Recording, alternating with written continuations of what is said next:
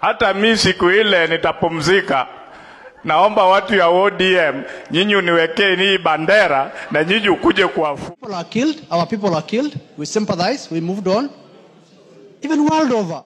Ladies and gentlemen, as you have heard, those are two clips. One from the Member of Parliament of Kaspul, that is the late Honorable Charles Ong'ondo, and the other is of the Member of Parliament from Mandera by the name of Bashir. Now, if the saying that people die every day and we sympathize and move on is a saying that currently has got its face, then it would mostly apply to the late Charles Ong'ondo. Why am I saying this?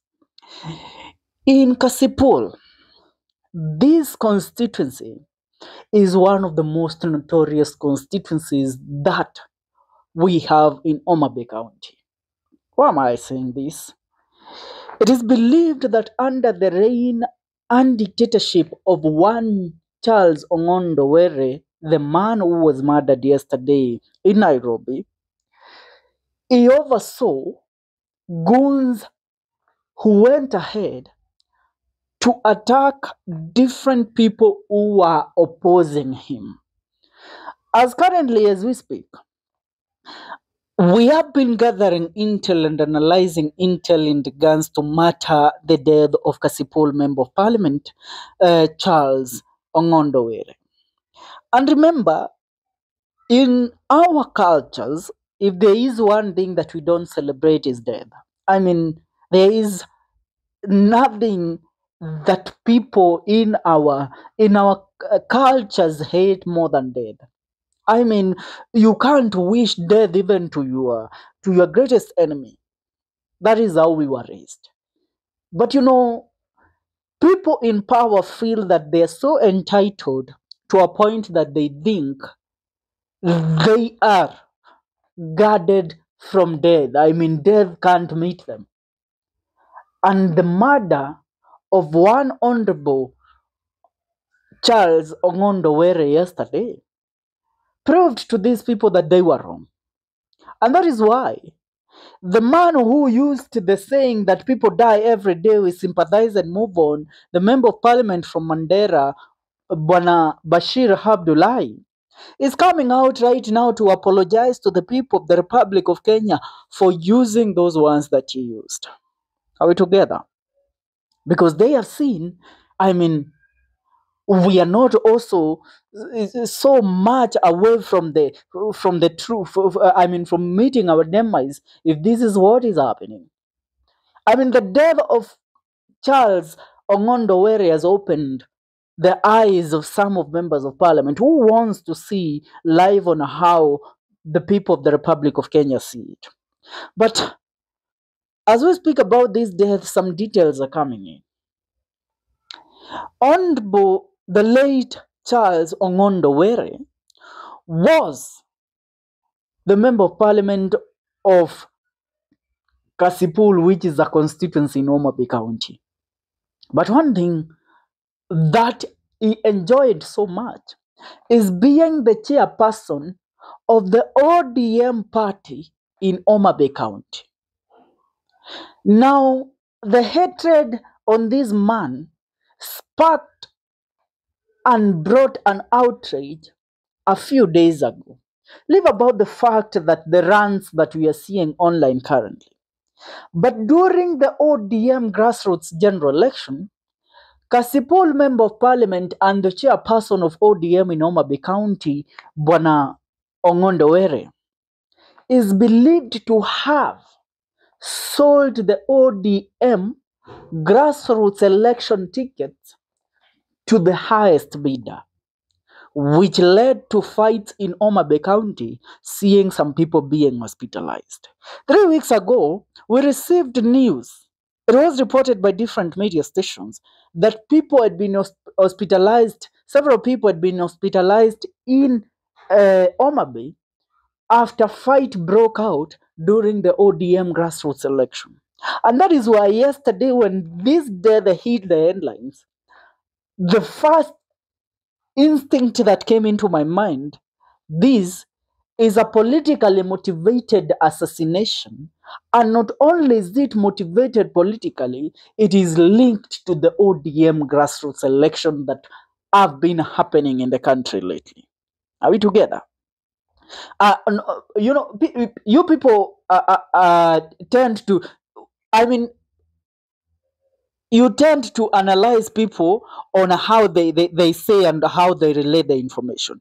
Me using the ones "are we together," that is not copying from anybody. If you review the whole of this channel, we have been using those words. Now, going forward, the death, the murder of this man, there is a certain atmosphere that he had created in Kaspul. You cannot live in Kaspul if you are not a resident by birth in that constituency. Tuko pamoja. That is why in every media clip or in every video that this guy appeared in public, alikuwa anasema kila mtu achezee kwa mlango, kila mtoto achezee kwa mlango wa mama yake. Why? Because he was fueling hatred within his own people. What he meant, somebody can't come from Kisumu, somebody can't come from Omabe constituency, somebody can't come from other constituencies within the Nyanza region and reside in Kaspul and conduct businesses without him being in approval of that. So a lot of people within the said constituency were against this man. The residents of Kaspul, as we speak right now, are in celebratory mood after the murder and assassination of their member of parliament. If this had happened somewhere else and to somebody else, you would have seen sympathy taking over the internet. But for him, files are being brought dating back to the year 2009 when he was accused of being involved in the disappearance of a lady by the name of Apodi, who he had taken to his home in Meru and promised to give them a job. But that lady disappeared without trace. The other day, it was rumored that his driver had killed a bodyguard belonging to one former governor of Nairobi, Evans Kidero. Tuko pamoja mpaka hapo?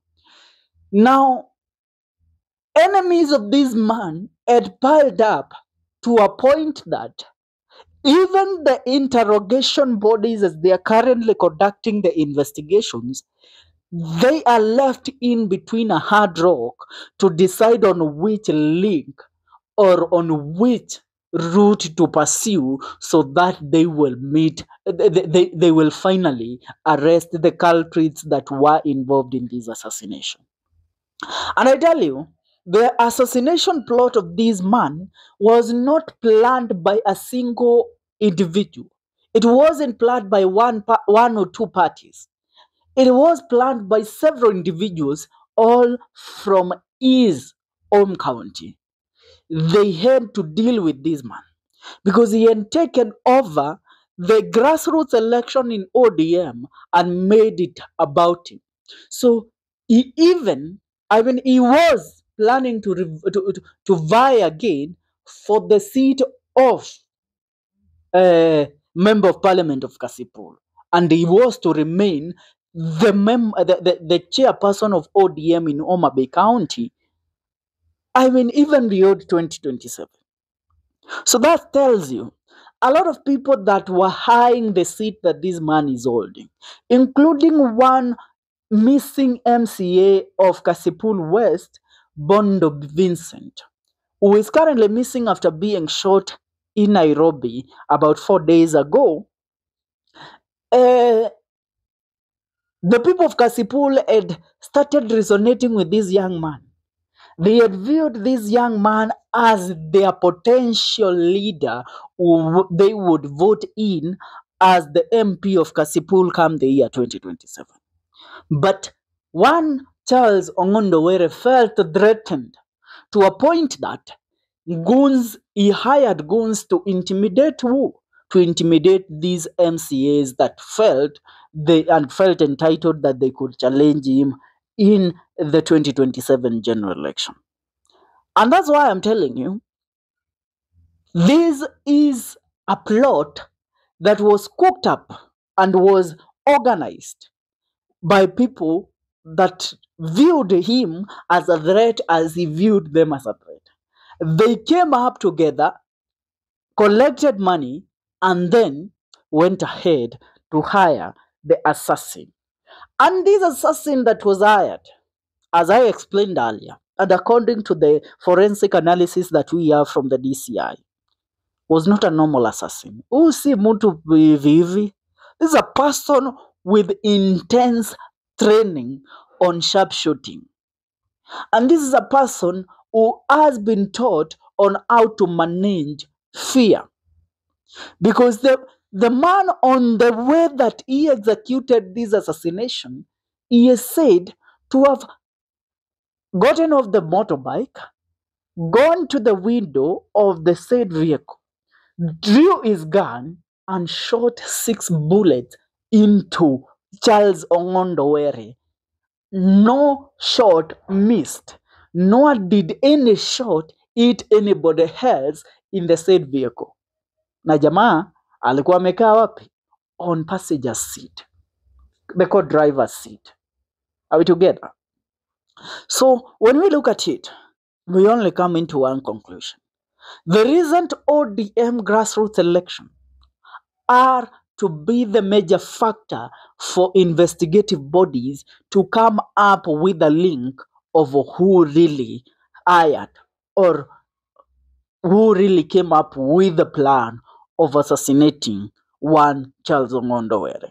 The man knew, because he had poked so many people and he had intimidated so many people, that his life was in danger. And that is why every time he spoke, he would say, maisha yangu yako hatarini, mkisikia nimeuawa, mjue ni kikosi fulani kimetolewa Kisumu, kimetolewa wapi, ndicho kimepangwa kije kifanya nini? Kiniue. That is what he used to say. And that is why his family is even calling out the police, telling them that they didn't take Ong'ondo Were serious when he told them that his life was in danger. Watazamaji, nataka kusikia maoni yako, achia maoni kwenye comment section, tungane katika video zetu zijazo. Hii ni The Kenyan Daily Report.